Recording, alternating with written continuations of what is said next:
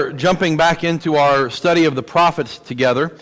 We did Jonah a couple of weeks ago, and then I appreciate Hubert stepping and filling in for me. I hear he did a great job, and we're blessed to have him be able to do that for us. I heard he likes it so much he may want to be a preacher when he grows up someday, so that's exciting to have that in our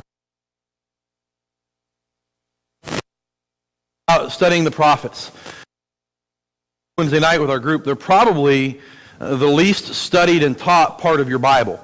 Growing up as a kid, we really hang out in that covenant history section that we studied so much together back in the fall. We learned the stories of Genesis and David and Goliath and all that. As we become adults, we really come to appreciate what our next section is, which is called the writings. We love the prayers of the Psalms, the wisdom of Proverbs, maybe even connect with some of the lamenting of Lamentations and Ecclesiastes. But the prophets often are kind of skimmed over for a couple of reasons. One, they can be hard to understand. There's all these weird pictures and imageries and dragons and wheels that spin around and eyes, and it can be strange. Two, they were written very specifically for a very specific group of people at a very specific point in time with very specific historical context in mind. And so sometimes we read them and think, okay, God's going to destroy Assyria. I'm not quite sure what that has to do with me. But third, there are some challenging messages wrapped up in the prophets. At the end of the day, the prophets are primarily a call to the people of God to start acting like the people of God.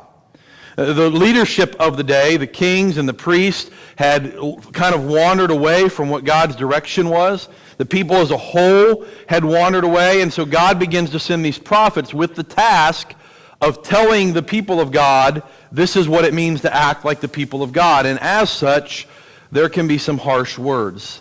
And I warn you that our text today in Isaiah 66 is not for the faint of heart.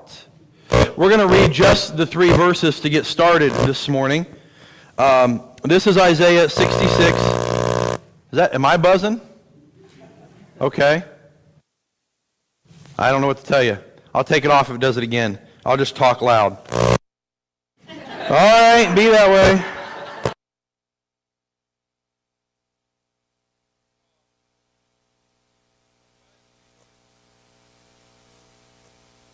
We're here. We can do this. I can do this. This will work. So this is Isaiah 66, starting in verse 1 through 3. This is what the Lord says. Heaven is my throne, earth is my footstool. What house could you possibly build for me? What place could be my home? My hand made all these things, and so they came into being. This is the Lord's declaration. I will look favorably on this kind of person, one who is humble, submissive in spirit, who trembles at my word. One slaughters an ox, one kills a man. One sacrifices a lamb, one breaks a dog's neck. One offers a grain offering, one offers pig's blood.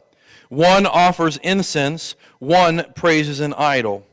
All have chosen their ways and delight in their detestable practices.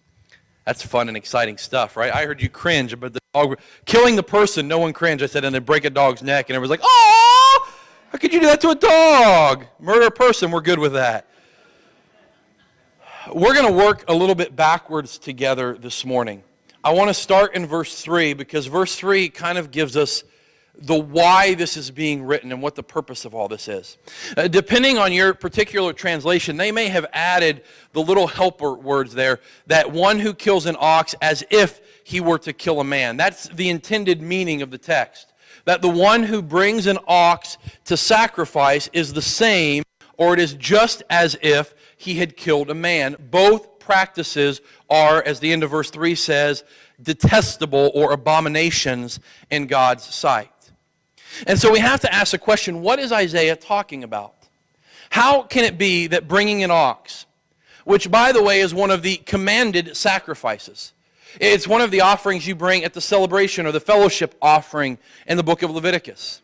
The ox are what are donated when they finally finish building the tabernacle. Each tribe of Israel donates an ox to the tabernacle to consecrate it as holy to God. When Elisha decides to leave the family farm and become a prophet and follow Elijah, he takes his oxen and he sacrifices them to God. Bringing and killing an ox was one of the most sacrificial, expensive, extravagant offerings you could bring. And here in Isaiah 66, he says, the one who brings an ox, it's as if he has killed a man. Now, how can that possibly be? Killing a man not only is against the law and the Ten Commandments, but as we'll see here, kind of the layout of this passage is he's contrasting Orthodox Jewish sacrifices with pagan sacrifices. He's saying this is what God tells you to sacrifice, and this is what the pagans sacrifice. So he's not talking about just killing a man. He's talking about human sacrifice, something that was far more common than any of us would be comfortable with in ancient religion.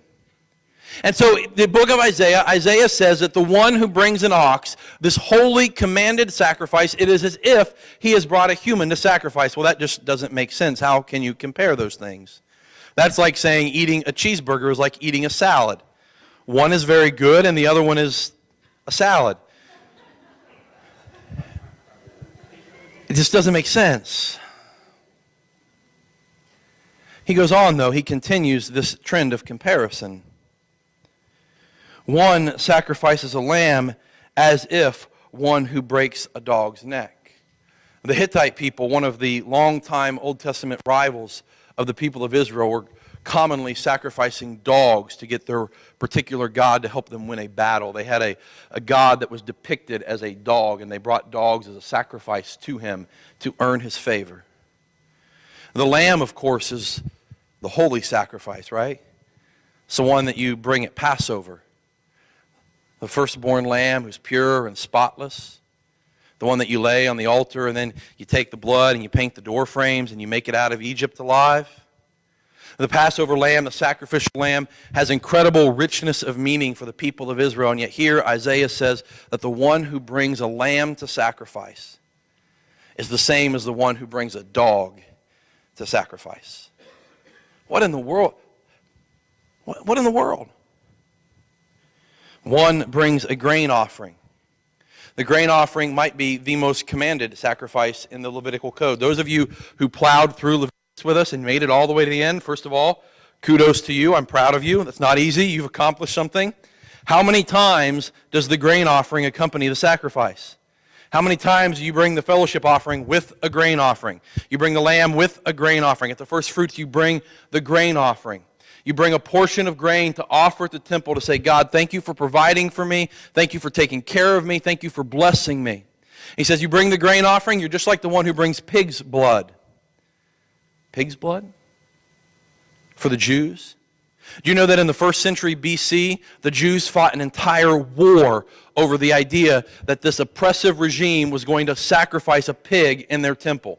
They rebelled against them, killed their sitting king, and gained their freedom for about 60 years because they were not going to dream of letting someone bring a pig into the temple of God, because a pig was an abomination before God in their eyes.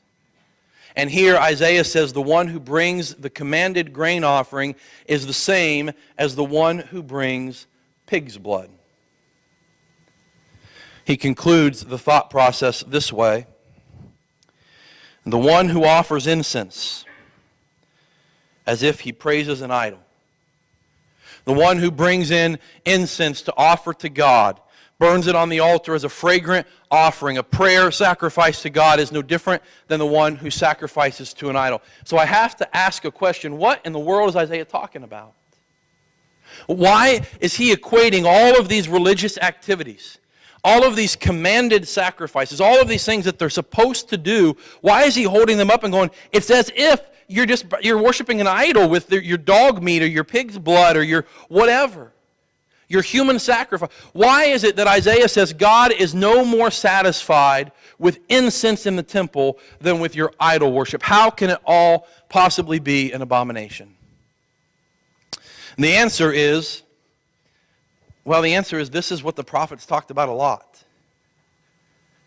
This kind of language shows up a lot. Let's look at just 3 passages together, and then we'll move on. Hosea chapter 8, verse 13 says this, "Though they offer sacrificial gifts and eat the flesh, the Lord will not accept them. He will remember their guilt, and he will punish their sins." Amos chapter 5, 21 through 23 says this, "I despise your feast. I cannot stand the stench of your solemn assemblies." Apparently they didn't bathe very well. "Even if you offer me your burnt offerings and your grain offerings, I will not accept them. I have no regard for your fellowship offerings of fattened cattle. Take away from me the noise of your songs. I will not listen to the music of your harps." Or this one from Isaiah 27:13. "Because these people approach me with their mouths to honor me with lip service, yet their hearts are far from me." And that's really the problem that God has with our sacrifices. You see, the Jews had taken these commandments, these things that God had given them to do, these actions they were to perform, and they had turned them into rituals that they continued to do even though their hearts were not in them. They continued to bring a sacrifice to God, not because they loved God, not because they wanted to worship God, but because they were afraid He would punish them if they didn't, because they wanted His protection and blessing, because they had learned how the system worked. The way most ancient deities worked was kind of like cosmic vending machines. Okay? When you walk up to the vending machine at the office and you look and it says 75 cents, and you know how it works. You put in your 3 quarters, you push B7, and your bag of chips comes to the bottom, right? And if you want instead the candy bar and it's $1, you put in your 4 quarters and you push A8 and the candy bar comes out. And sometimes you have to bang on the machine a little bit, right? Sometimes you have to pay twice to get it to come out. But you put in the right amount of money, you push the right buttons, and you get what you want. And ancient religion worked a little bit like that. If we want a good harvest, we go to the temple of the God of the harvest. And we bring the sacrifice that He wants, and we say the prayers that He asks us to pray, and we do the dance that we're supposed to dance, and then He will give us what we want. And if we want to have a healthy child, we go to the goddess of fertility, and we perform the rituals there. And if we want to win the battle, we go to the war god, and we perform the rituals there. I give to the god A, and He gives me back B. It's vending machine religion.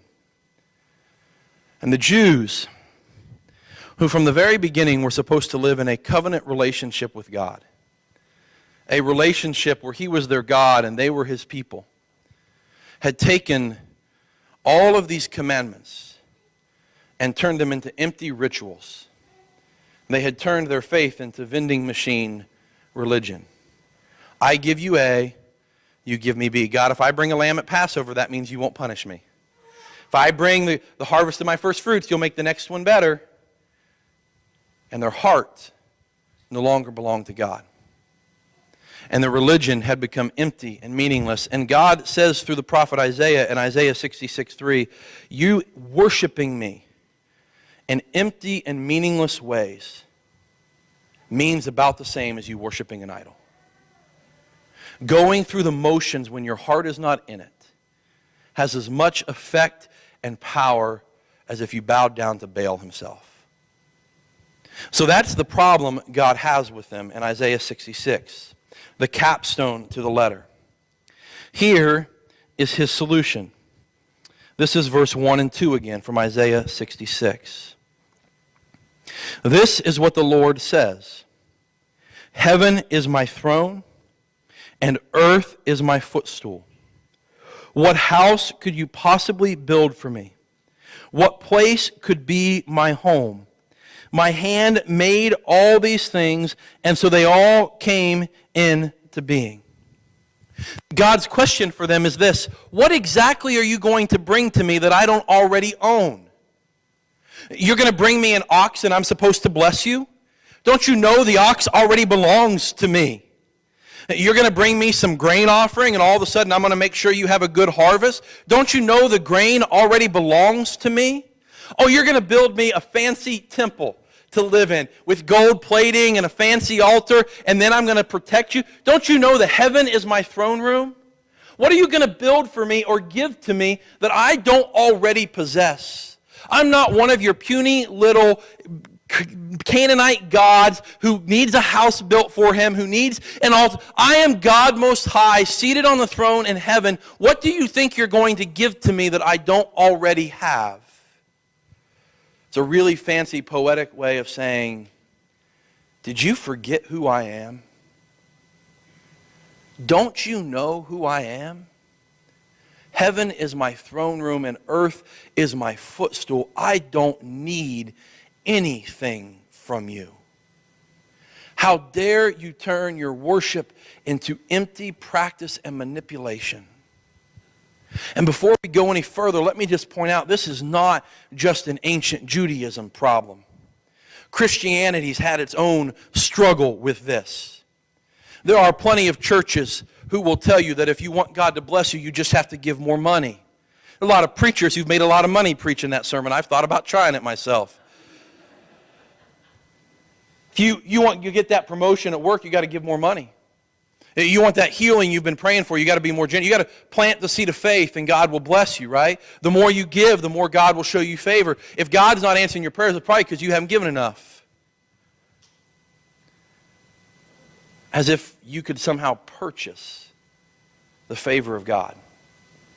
As if performing some sort of religious activity could make you deserving of God's grace.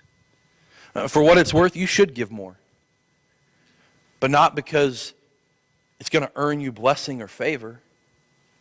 You should give more because when you give, you look like Jesus. Jesus is overwhelmingly generous and gracious and kind and serving and gave to the very end. And the whole point of this thing is to look like Jesus. So absolutely, you should give more. You should find ways to be more generous, more loving, more kind, more compassionate, but not because you think somehow it's going to earn you favor with God, because you don't earn favor with God. It's not just money. Plenty of churches have made a living off telling you got to pray these specific prayers, or perform these specific actions of penance, or do this certain amount of trips, or have this particular activity. And if you just do these things, then God will listen to you. And we take this idea of what it means to have a relationship with God and we boil it down to a checklist of do's and don'ts. For some of us, we're more interested in the don'ts. You want God to show you favor, don't go see those kind of movies. Don't listen to that kind of music. Don't use those words. Don't have that, whatever that thing is. And we think that somehow keeping rules and following rituals is going to earn us a favor with God, a right relationship with God, that there's some sort of checklist, and we do that because it'd be easier for us. I like lists. Let's make it easy. I got 10 things to get done today. I only got 4 done. That means 6 tomorrow. There's no checklist. There's no list of things to accomplish. Instead, God tells you exactly what He's looking for. The second half of verse 2. This is the Lord's declaration. I will look favorably on this kind of person, one who is humble, submissive in spirit, and trembles at my word. I will look favorably on this kind of person, one who is humble, submissive in spirit, who trembles at my word. You see, sometimes we get this idea in our head that in the Old Testament it was all about the rituals and traditions. They had to keep all these laws or God would get angry with them. But one of the lessons we learn from the prophets is it has always been about the heart. God was always interested in their hearts. His problem with Israel is not that they didn't sacrifice enough lambs. His problem with Israel is not that they didn't give enough money to the temple. His problem with Israel is not that they didn't keep the Sabbath day. His problem is not that they broke it. His problem is their hearts were far from Him. They had decided. See, here's the problem with vending machine religion. Who's in charge? Right? Because if I believe that there's a God up there that I can manipulate into giving me what I want by performing certain rituals, if I believe there's a God up there who if I go to church every Sunday and I give 15% of my income and I say this prayer and I memorize 2 scriptures a week, then He has to bless me because those are the rules, then now I control Him. right? If I do my part, he has to do his part. I'm in charge. The problem with vending machine religion is that it puts us in charge and make God subservient to us. And the promise of Isaiah 66, the challenge of Isaiah 66, and the prophets in general is this: there is only one appropriate position for worship.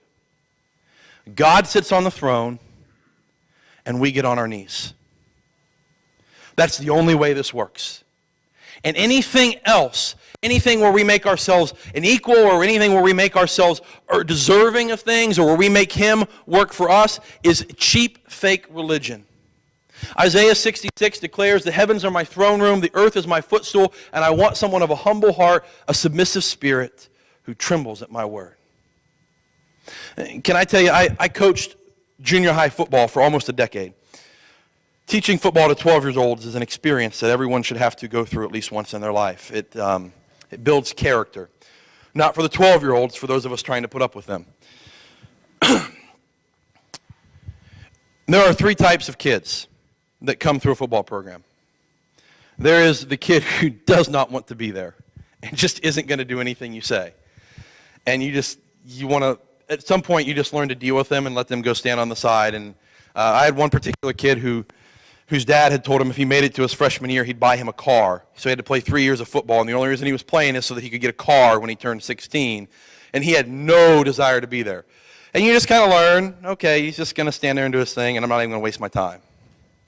And then there are the kids that you love to coach, who just, they want to be there, they want to get better, their heart is in everything that they do. And they're all right, we're going to run this drill with these bags and these cones, and they're going 100 miles an hour, and they want to learn, they want to grow, they want to get better, and their heart is in it. And then there's the most obnoxious kind of teenager, and unfortunately it's like 89% of them. And they just know better than you do. You ever meet a 13-year-old who's smarter than everybody in their life? And they'll do what you tell them to do. All right, coach says I got to do this, so I'm going to step with this foot, and I'm going to put my hands here.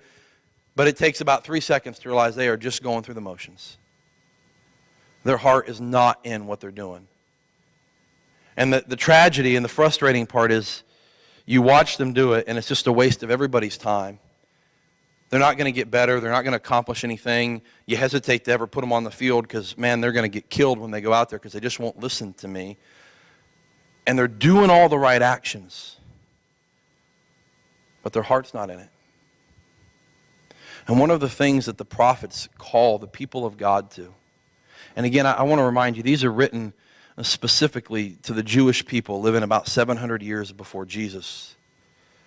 But they teach us something about what it means to follow God. You can go through all the religious actions in the world. You can be here every Sunday. You can make it all the way through the book of Leviticus in our reading program and get your gold star on the sticker chart. Come to Wednesday night Bible study. You can put money in the offering every week. You can learn all the songs. You can serve. And yet if your heart is not in it, then what's the point? It has always been, and it will always be, specifically about your heart and whether or not it has placed its trust and its faith and its hope in Jesus Christ. And so there are a lot of ways that you can go through the church game, a lot of ways you can play at Christianity, but there is only one appropriate position: to recognize that God is on his throne and that we are on our knees. So when he writes about a humble heart and a submissive spirit, he wants someone who will listen, who will do what he's told, someone who recognizes what his place is, someone who recognizes the mess that his sin has made and is dependent upon the grace of God. And so we're going to sing as kind of a closing prayer the song, He is Lord, He is Lord. He is risen from the dead and He is Lord. And in that passage that Rich read earlier, that one day every knee will bow, every tongue will confess that Jesus Christ is Lord. You see, the Christian faith teaches this, that one day everyone's going to acknowledge the lordship of Jesus. One day everyone will know. And for some it will be too late. And so we get to decide here and now in 2019, where's our heart? Is he Lord? Or is he just something we do? Are our hearts close to him or far from him? As we sing this, might this be a prayer time for you? And if it needs to be a decision time, you can use that for that as well. Why don't you stand with me as we sing, He is Lord.